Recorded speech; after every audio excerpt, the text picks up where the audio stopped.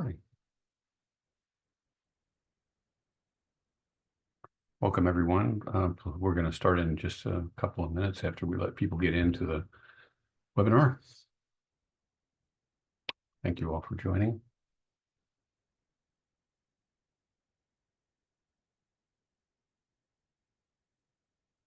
We had a total of 276 people register, actually. But we are recording it so that those who registered but are unable to attend will be able to access the recording.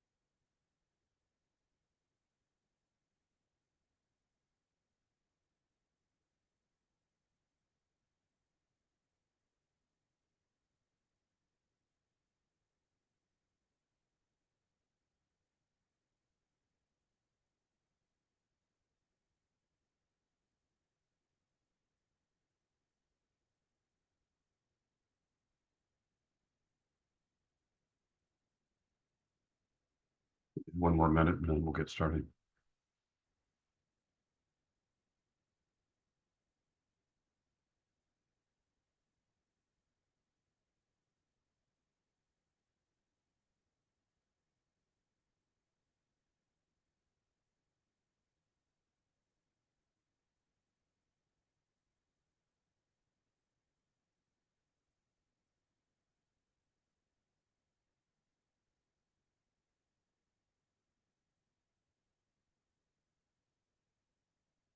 Okay, let's get rolling as people continue to join us for this webinar.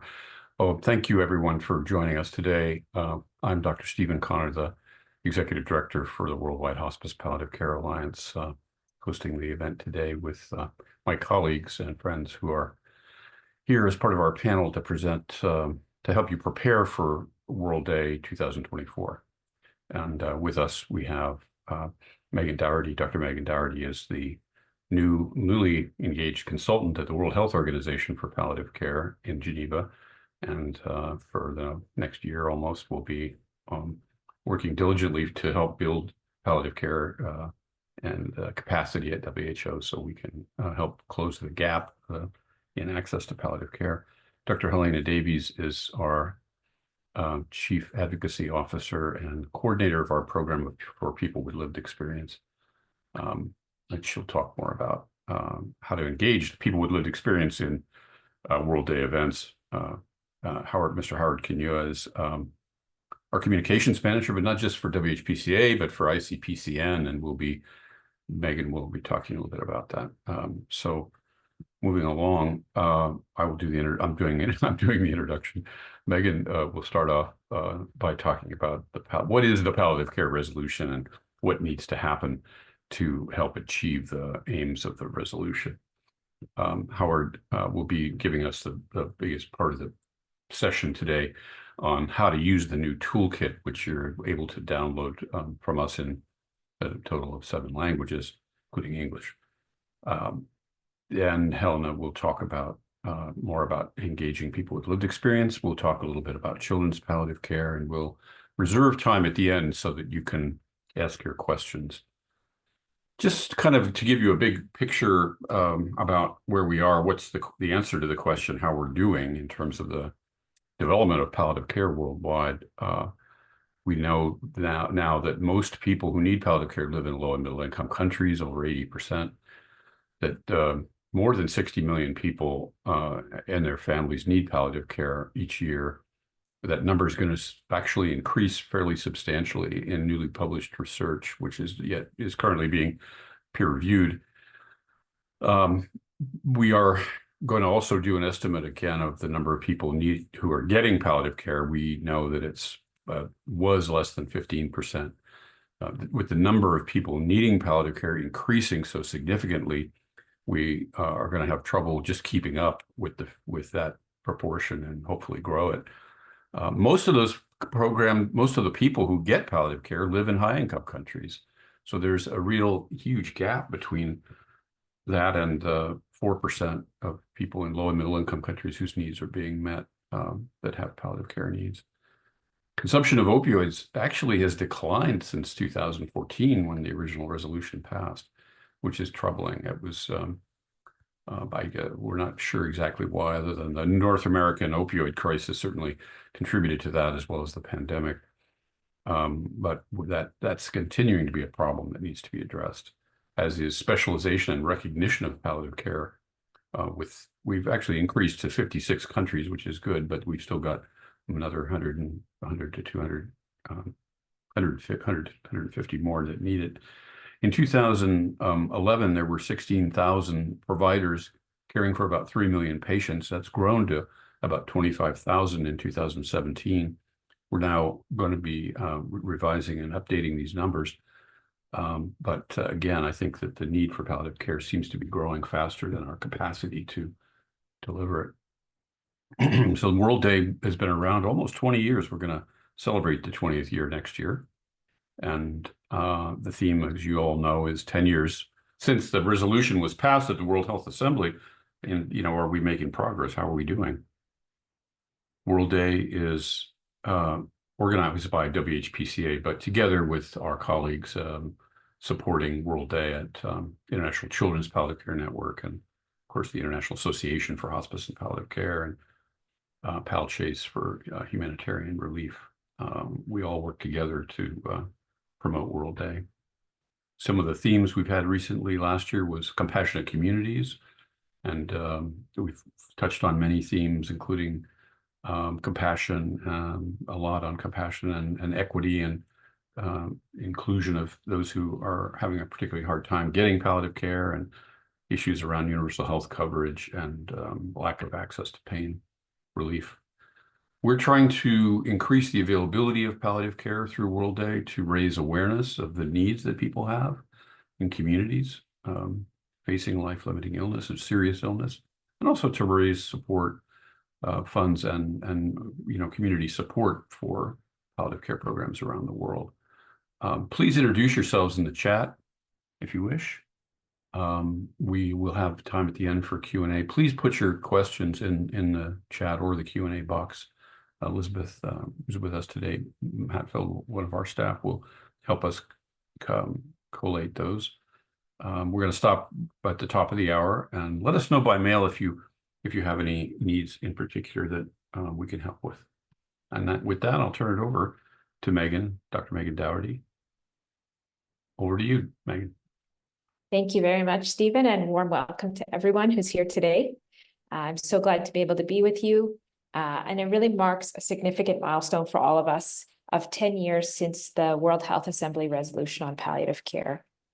And I just want to spend a little bit of time building the background of what that means, and then where we are going, especially in low and middle income countries, and how the WHO is supporting the work that all of you are doing to develop and implement palliative care. Next slide. So as you may be aware, in 2014, the WHA, the World Health Assembly, adopted this resolution on palliative care. And some of the highlights were a call for integrating effective and equitable palliative care services into all levels of healthcare. There was an emphasis on primary care, on care in the community and at home. And it was a really crucial step. And many of us and many of you in this room were part of huge efforts to advocate for it and push for it. And we really want to continue to support those efforts. Next slide. And yet we really have made some good progress, but have a lot of challenges ahead of us.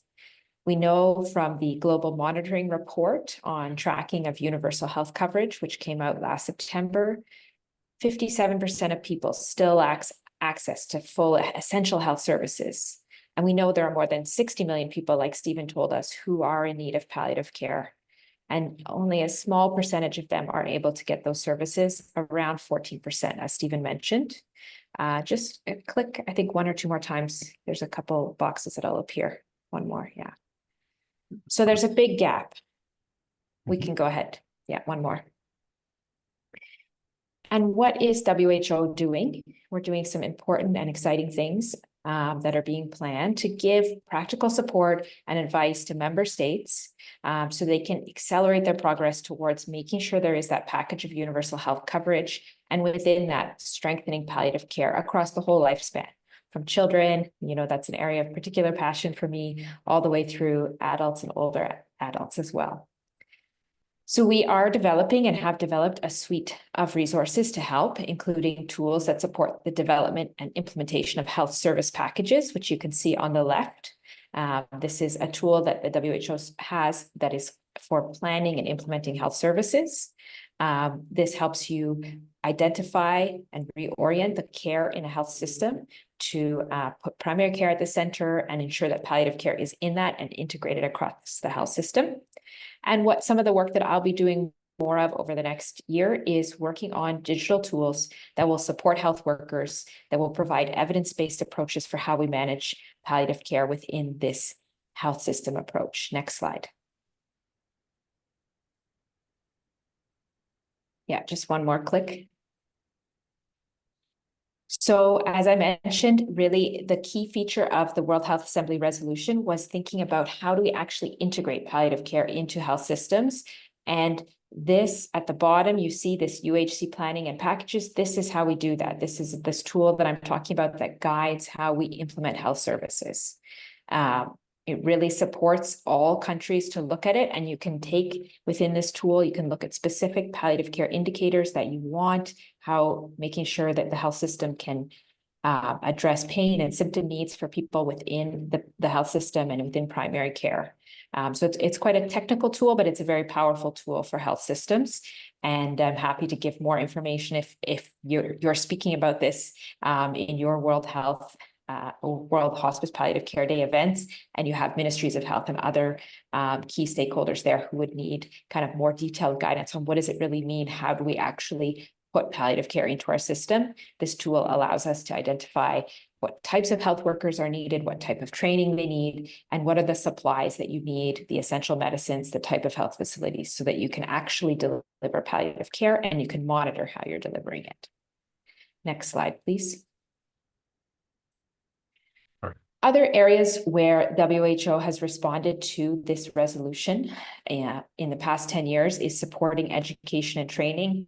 Like I said, I will be developing and we're going to be putting out more tools to support palliative care education for health workers over the past 10 years. And we continue to develop evidence-based guidelines, including guidelines for the use of pain medications in children and in adolescents and adults.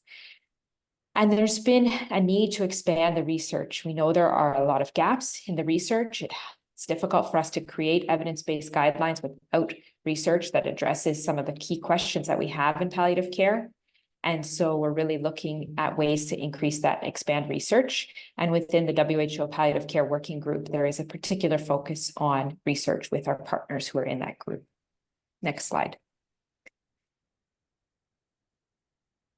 So in the coming years, how will WHO continue to focus on and support palliative care? I think we can be very excited to see that there's been progress, but there is a continued support and a recognition that the needs for palliative care continue to increase, as Stephen has said, and that WHO will be part of that.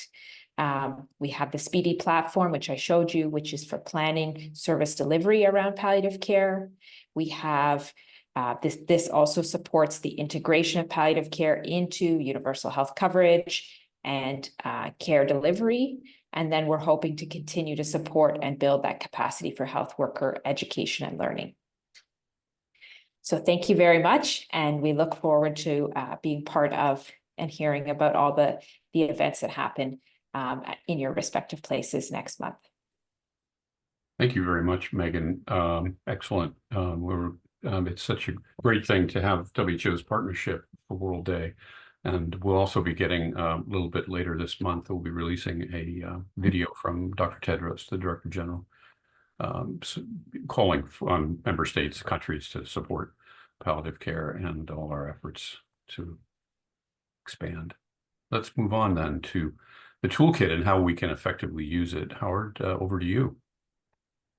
Hey, thank you, Stephen. Hello, everyone. So, as you've heard, my name is Howard Chiho, and I'm for WPCA and ICPCN. And today I'm happy to be here with you to just give you an overview or guidance on how to use the tool. Because it's usually always spend a lot of time, energy, resources, and research to come up with this toolkit. So we would really appreciate it when you take the time to go through it and also to, yeah, just to use it effectively. So we feel like the energy that went to putting it together was worthwhile. So we can move to the next slide, please. So we have different resources for you. We usually have all these resources together. So we have the toolkit, which is available in 7 languages. That is English, French, Chinese, Russian, Portuguese, German. I might have forgotten one, but yeah, you can find them in the website in the World Day menu, and you can have a drop-down menu, resources 2024. We also have a poster, so you can use it. It's the one in the middle. You can use it for countdown when you want to put the event name, the one you're going to have, and also the date, the time, and the place. You can have a countdown, or you can just use it on social media just to advertise, so that your audience or people who subscribe to your different platforms are aware of what you're going to have on that day. And then, so we also have that in 7 languages. And finally, we have the logo. So it's there. You have the logo with the theme and the date. We have all these among other resources. So these are the ones that are available in 7 languages, but we have other resources, which I'm going to discuss in the subsequent slides. So next slide, please. So the toolkit is an interactive document, and you can click on it. So it's in PDF, and when it comes to the table of contents, and there, if you want to access resources in different pages, if you want to go up and down, so it's an interactive document. Yeah, makes it easier for you to use, and you can read it in Acrobat Reader just in case it does not open once you download it. That will be an easier tool for you to use. So you need to read through it, as I said earlier, and extract messages and content about what they. So you may find yourself stuck. You do not know how to craft messages, or you may want to write articles. So the content which is in the toolkit will be very helpful, and it will help you to navigate or to find different messages that you'd like to put across when it comes to World Day to the different if you want to come up with your own resources, and also reach out to different stakeholders. I also ask you to distribute it widely within your network. So you come from regional, local, and whatever your sphere of influence is, and also the institutions you're working with together, your partners, you can distribute this to them so they're able to understand the message this year and to have a better understanding of World Day. And then, so just give you an estimate, it takes about approximately 10 minutes for you to read the document and understand it. So next slide, please. We have accurate statistics in the toolkit. I just gave one of them. That's one among many. Like WHPCA and WHO, we work together to come up to do research and come up with these numbers. So they are credible numbers, like 60 million, and the estimate of 60 million people living with palliative care needs, and this is both children and adults, and about 15% of people access this care globally. And most of the need is in the global south. So we have a really wide gap. We have a long way to go. We have a lot of work to do. So I'm just going to rush through the sub-themes. So we have access to palliative care is everyone's business. So we know, I just have to say that 15% access globally, so which is a shocking statistic. So it gives us an idea what's going on or how many people are able to access palliative care. So we have different messages in the toolkit in bullet points, explaining it in detail. Not in detail, just a snippet, because they're just 3 bullet points, just to give you understanding of the access to palliative care. Then the second one is training all health professionals in palliative care. We know the importance of educating people, especially healthcare workers and providers, and people who work in the communities with people living with palliative care needs. So there's an important need to have professionals educated in palliative care, so they're able to understand how to better care for people living with palliative care needs.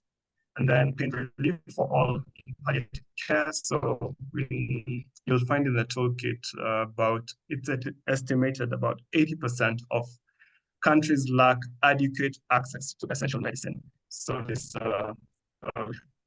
medicines like morphine, for example. So there's a need for adequate funding mechanisms for palliative care programs, including medicines and medical products, especially in developing countries. So you'll have a better understanding of the gap. Next slide, please.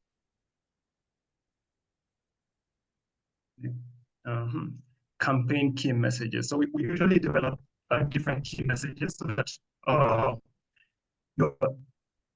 you're all able to understand what we are trying to communicate in each World Day. So I'm just going to read through the ones in the slide. So develop and strengthen and implement palliative care policies, support the comprehensive strengthening of health systems. The second one is provide basic support, including through multi-sectoral approach, partnership, I beg your pardon, review and where appropriate, revise national and local legislation and policies for controlled medicine with reference to World Health Organization policy guidance. So we also have bullet points in the toolkit, which will help you to better understand these different key messages. But the main key message for this is do not let palliative care progress fall further behind. Ensure that the palliative care resolution is effectively realized over the next decade. Demand that governments include palliative care relief for suffering in plans for universal health coverage. So we ask you, what concrete action will you take to realize this ask? So we ask you to give you a plan of action. When you go to the WHPCA website, you will find on the menu, the World Day menu, there's a drop-down menu when you click on that. So you'll find one of the options in the drop-down menu, plan for action.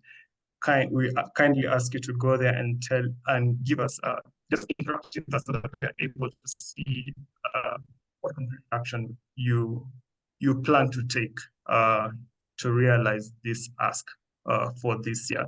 So that helps us to better understand and also see, just to take note of what's going on globally when it comes to realizing integrating palliative care in universal health coverage, especially in regard to this year, where we ask what we're doing since the 2014 World Health Assembly resolution. Next slide, please. Sample social media messages and additional resources. So every year we draft a few social media messages, and these messages are there to help you to build up the momentum, a few weeks before the campaign. And challenging messages. So we give you sample messages, but do not limit yourself to only those messages. You can craft more messages. As I told you earlier, the toolkit is loaded with information which you are able to use to draft different messages for advocacy and also for social media. So you can use Facebook. We have at WHPCA, we have we're on different platforms. That's Facebook, Twitter, Instagram, LinkedIn, YouTube. We are not on Threads and TikTok, but I give those as an example for those who are on different platforms. We have many platforms, social media platforms. So the main hashtags are WHPCA Day 24. So every year we put the last 2 digits. Like last year it was 23, this year is 24. then 10 years on, and palliative care. So you can use either of these three. We have more hashtags, but these are the main ones. But you can, if you want to use only one, we ask you to focus then on WHPC Day 24. That helps us to filter when it comes to checking social media messages. When we want to monitor what's going on World Day in the campaign, how many messages were shared. So we use this to monitor what's going on. It also helps us to measure the impact of World Day globally on social media platforms. So that will be helpful if you kindly use those hashtags, and especially the first one, if you want to limit yourself to one, but you can use all three, and the others which you'll find in the toolkit. So we have additional resources that we have logos. I mentioned that at the beginning of my presentation. We have a media release template. So that's a press release. You can customize it to fit your own need. Excuse me, you can customize it to fit your own need. You can edit it, but kindly do not remove any quotes like from our executive director, Stephen Conner. You can leave that as is, but if you want to quote from the executive director of the organization you're working with, or a stakeholder, a relevant stakeholder you want to include that, you can do that. Then we have a government petition letter for advocacy. So you can download it and read it. You can also customize it. You can send this so that they're able to understand what's going on. Or the different policymakers are able to going on what you're looking for. Then we have a fundraising toolkit to give you an idea of how to fundraise. We have working with the media. So that's a guide. It's not a press release, it's just a guide on how to work with the media. Then you film yourself tech tips. So we give you tips on how to film yourself, just in case you find it challenging to use different gadgets, maybe your mobile phone and other gadgets. And then kindly share, if you take any pictures or if you take any videos, you can share with us, we can store them, and then we can also use this maybe in the future in different, when we come up with different reports, just to display what's going on around the world when it comes to World Day. Next slide, please. Second. Okay. So ways to participate. So you can stand in solidarity. So this can be in social media, you can hold events. However you can participate in World Day will be appreciated, whether you do it as an individual, as a group, or in institutions, it will be appreciated. Any action will count as standing in solidarity. You can engage or communicate to participate in World Day. So it can be local communities if you find yourself it depends with the sphere of influence that you have. So if you're a community, if you work in the communities, maybe if it depends whether you're an individual, if you have neighbors who'd like to join you, any kind of engagement will be appreciated. Then you can engage the media. We are especially asking to use the local media, international media, because bureaucracy. But if you can engage the local people, so they're able to communicate to the local community on what palliative care is, like civic education, some sports. Then engage with different stakeholders. So this can be policymakers, Ministry of Health, and different stakeholders, the ones that you're able to reach to push further your advocacy. Then reach out to public figures. If you have influencers of repute who are able to push this message, it will be great. And then we have tips for organizing an event. Next slide, please. So we ask you to register your event on World Hospice and Palliative Care website map. So we have a global map. So again, on the World Day menu on our website, there's a drop-down arrow, and then there's an add an event option in the drop-down menu, not drop-down arrow, pardon. So last year we had 233 events from 76 countries. We appreciate each and everyone who added these events. We ask you to do this because this is one of the ways we measure we're able to measure and also to report on the impact of World Day, because we are not aware. We know maybe even thousands of events take place on that day, but we are not aware until you help us, you make us aware. And one of the ways we're able to know what's going on that day is when you add your event. So we ask you to kindly, if your time takes only 1 minute, to include all those details in. It's just one form. So please take your time and we'll appreciate it. Thank you so much. And next slide. We need your support to keep World Day going. So the World Hospice and Palliative Care Alliance last year launched a special fundraising campaign to support World Day. And the WHPCA in cooperation with other international partners, we do all the work of organizing, team planning, toolkit development, design, promoting web management, and a lot of other work. So this work is not funded. So we do our own, we use our own resources. And so we're just telling you that we're running currently, we need help from you guys to help us raise funds to keep World Day going. And so whatever you can do, so we have a link on Toolkit, and you can share this with your network. So it's there in the toolkit as well. So as of yesterday, now it must be 158 days. So the target is to raise at the very least £10,000. So far we have raised 940. So whatever you can do, whatever you can spare, big and small, it will make an impact. So together we can do more. When we come together, I know different people use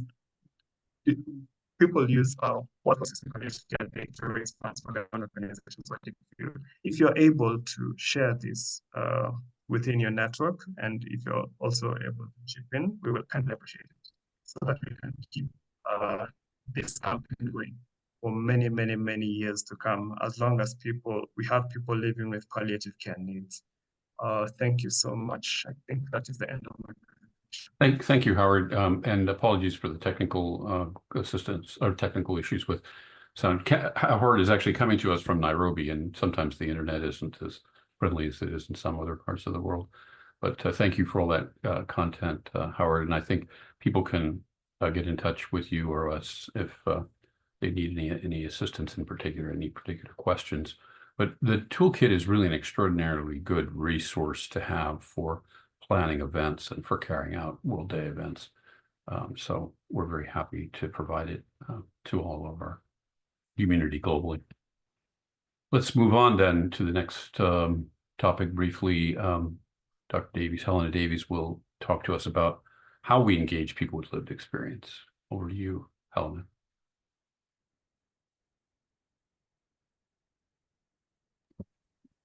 Take myself off mute, that would be helpful. Thank you very much. I should perhaps start by saying that I am myself a person with lived experience of palliative care.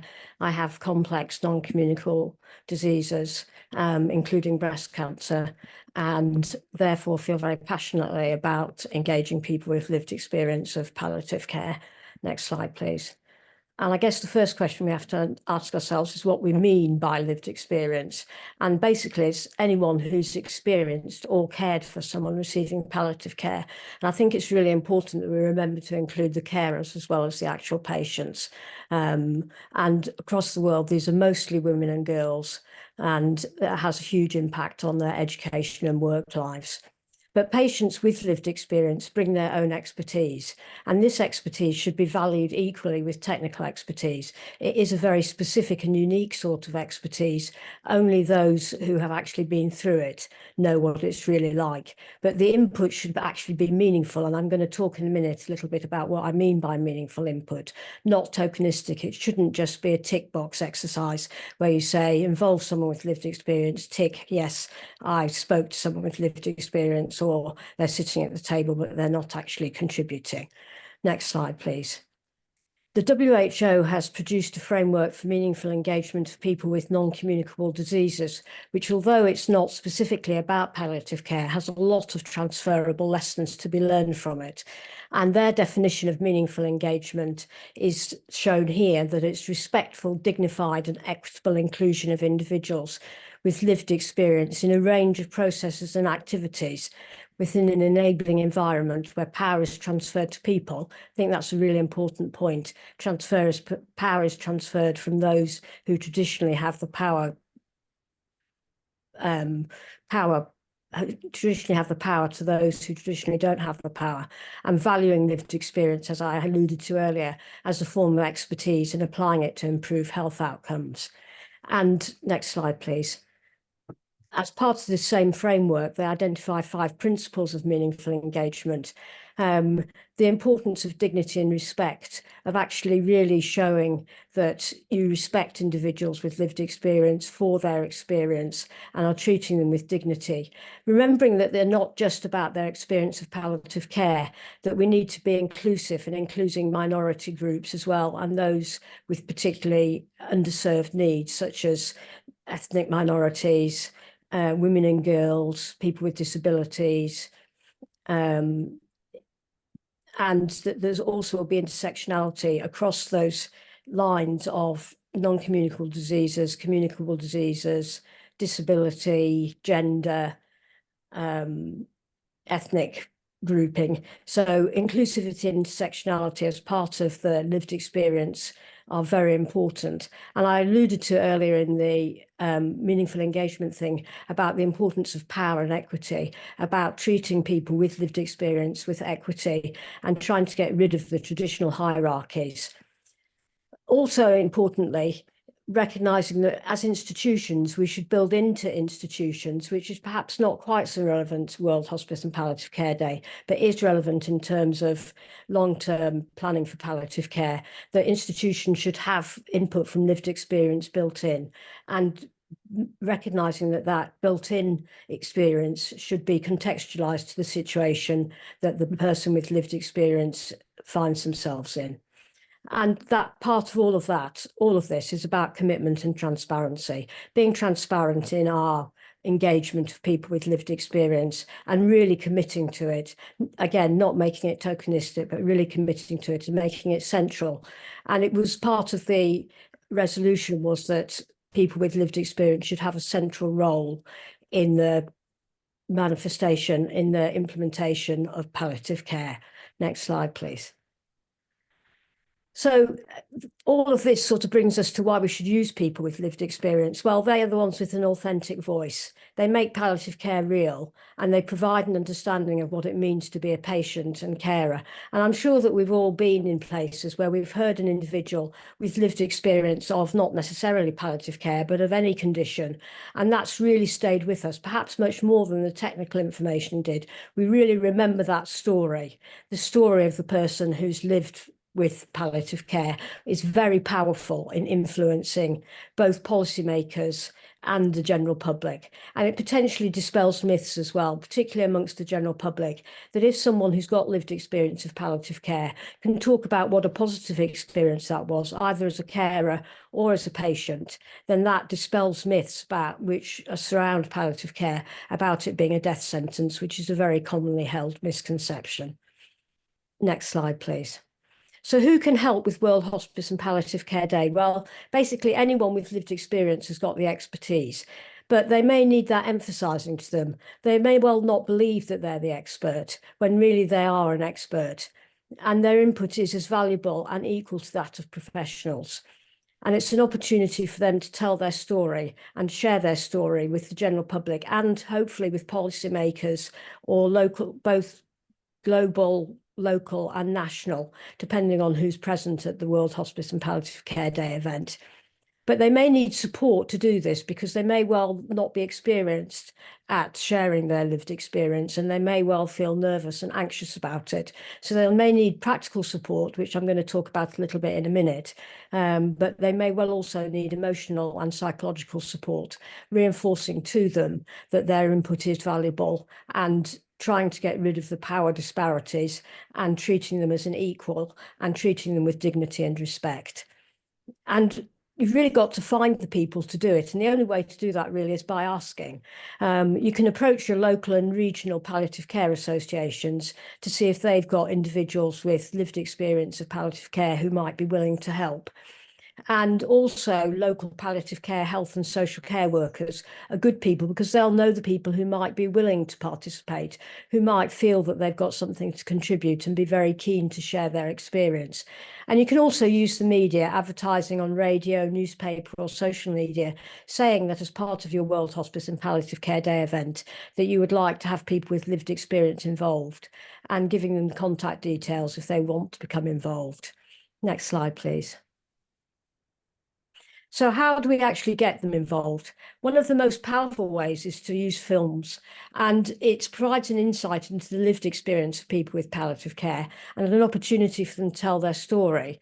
And asking questions as a prompt can be really helpful. It's quite difficult for people sometimes to just spontaneously tell their story. Whereas if you're asking them questions about what their condition is, what the palliative care experience is that they've had, how it's made a difference to their lives, that can be a very useful way of getting an extremely powerful message out in a film. You don't need specialist equipment to do this. It can be done on a mobile phone. And as Howard already said, there are technical tips available as part of the toolkit about how you can use a mobile phone to do filming. And even a very short video can be very impactful. And even as short as 1 or 2 minutes, as part of your World Hospice and Palliative Care Day, maybe just as an opening thing or a closing thing, just to fully emphasise the importance of palliative care to individuals who are actually experiencing it and sharing that experience of palliative care with the visitors to your event. The other way, another important way that we can, next slide please, that we can tell stories is in the media.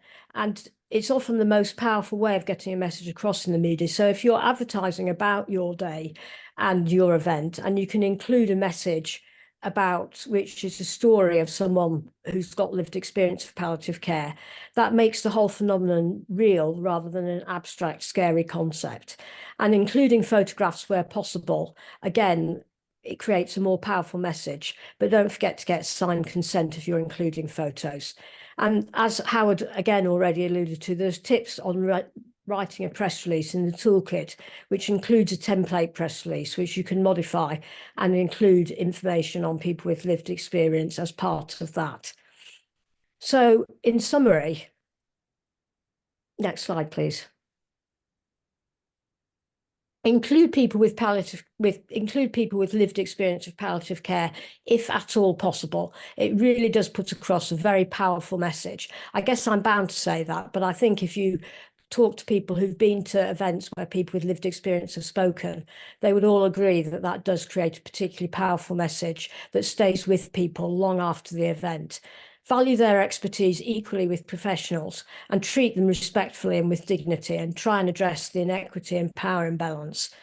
Give them the opportunity to tell their story, providing them with the support they need to do that effectively where necessary, and remembering that films and media are especially powerful. And I really hope that you will be able to include people with lived experience, because I think we really want to get across the message that palliative care is an important thing for people. It's an important thing for society. It's an important thing for implementation of UHC. And we really want to move as far as we can in the next decade following the first 10 years of the resolution. Thank you. Thank you very much, Helena, for your presentation. And it really is important that everything we do be informed by people with lived experience. It just enriches, and advocacy from those with lived experience that are willing to do so is more effective than just about anything we've come across in terms of getting the message out. I want to just make a note. We've put the Dojiki link in both the chat and Q&A. We have some questions in the Q&A, but if you have additional ones, we'd love to have you type them in for us. And we're going to go on now to the final presentation from Megan on children. And just to put a footnote on the importance of children. Go ahead, Thank Megan. you. And Thank you so much, Stephen. I'm so glad to be able to just bring a little bit more depth to pediatrics and children and their needs for palliative care. Next slide. So we have the WHO definition of palliative care for children, which, is separate from adult, but not that different. And I sort of mentioned this to give you all confidence that you can really talk about children's palliative care along with whatever advocacy you're doing for WHPCA Day. Just make sure to mention children's explicitly, bring them in as a group, because we know that their services for them are really underrepresented globally. Next slide. And if we look at the gap in terms of the need, and I took these statistics from the ICPCN, which is the International Children's Palliative Care Network, which is the global advocacy organization for children's palliative care. And I think it's so important to think about this, but more than 21 children globally need access to palliative care, including 8 million children who need access to more specialized palliative care services. And 95% of these children do not have much access, have very limited or no access. And similar to adults, but even to a greater extent, these children are living in low and middle income countries. If we go to the next slide, we can see the types of conditions that these children have, which again is very different from the conditions that are common in adults. The most common groups, the largest two in the dark blue and red here, are congenital anomalies and neonatal conditions. So if you're thinking about advocacy that relates specifically to focusing on children's palliative care, you'll probably want to engage with pediatric hospitals, with pediatricians, with pediatric nurses, if you're thinking in healthcare, and with parents, with children themselves, with schools, and with other organizations that work with children. Next slide.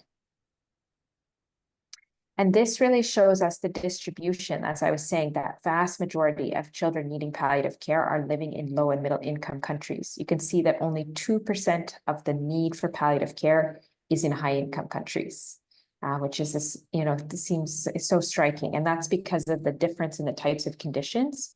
It's not as large a percentage of children who need palliative care who have, say, cancer.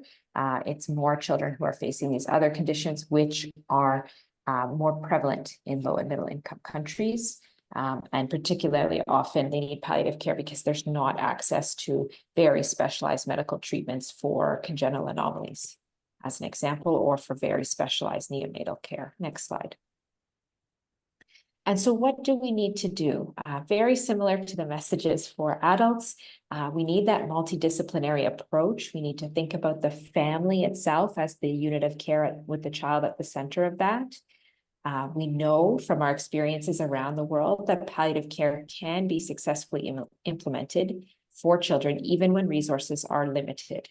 And again, that speedy tool that the WHO has developed gives you some very practical items that can be implemented within primary care to achieve that universal health coverage.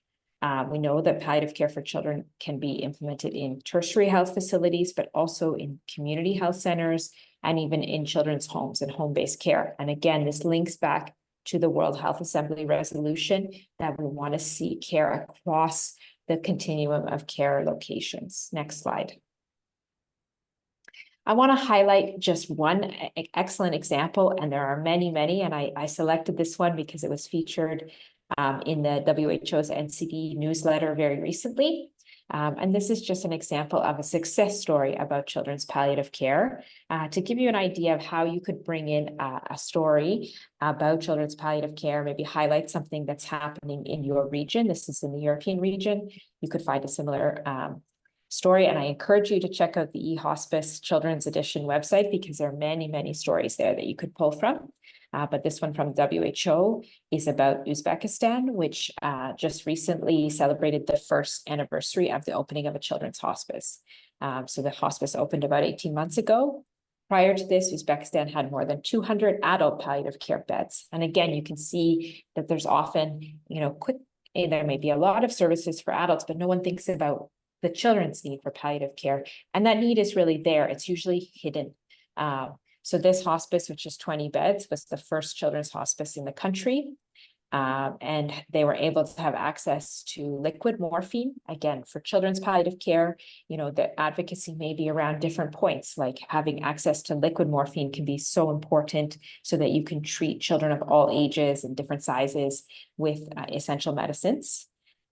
And they really recognize the need for training of more health workers to address those myths around palliative care. And again, we have packages.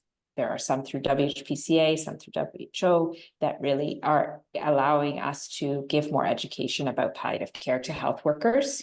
Next slide. And this is a quote from the main doctor who is at the center. He says, first of all, we need training seminars for doctors and mid-level health workers. We need to ensure oncologists do not fear referring patients to the hospice. We also need to address parents' concerns so they understand that in most cases, palliative care does not shorten life and can in fact extend it. They should be informed to make the best choices for their sick children. And so, you know, if you're starting to engage with children's healthcare professionals, with pediatricians, with pediatric nurses, they can be fearful about palliative care. They can have a lot of barriers and myths that they have. And so finding those who can speak to them directly, usually their peers, their colleagues, you can show them something like this to say, no, there is a need and we can give this type of care and it can complement and enhance the care that we are doing to, say, treat a child's cancer. Next slide. From WHO, we have a few guidance documents. I want to highlight this one from 2018, which is integrating palliative care and symptom relief into pediatrics. So this can be a complement to the toolkit to help you with advocacy if you're speaking to health administrators about how they can actually think about implementing palliative care for children. And we have had WHO guidelines on palliative pain relief for children as well. And hopefully we'll have more guidance documents coming out to complement these. And lastly, on the very last slide, just to highlight that immediately preceding WHPCA Day, we have Hats On for Children's Palliative Care, which is put on by the ICPCN, the International Children's Palliative Care Network. And we ask you to save that date as well. As you can see, it's the Friday, the 11th of October, right before the 12th, which is WHPCA Day. And you could perhaps do some events that are complementary or incorporate a little bit of this as well if you're thinking about the needs of children. A lot of what the day does is centered around putting on hats, taking pictures, sharing these pictures to raise advocacy and awareness about palliative care for children. So thank you, Stephen, for just giving us a moment to highlight that issue. Yeah, you're very welcome.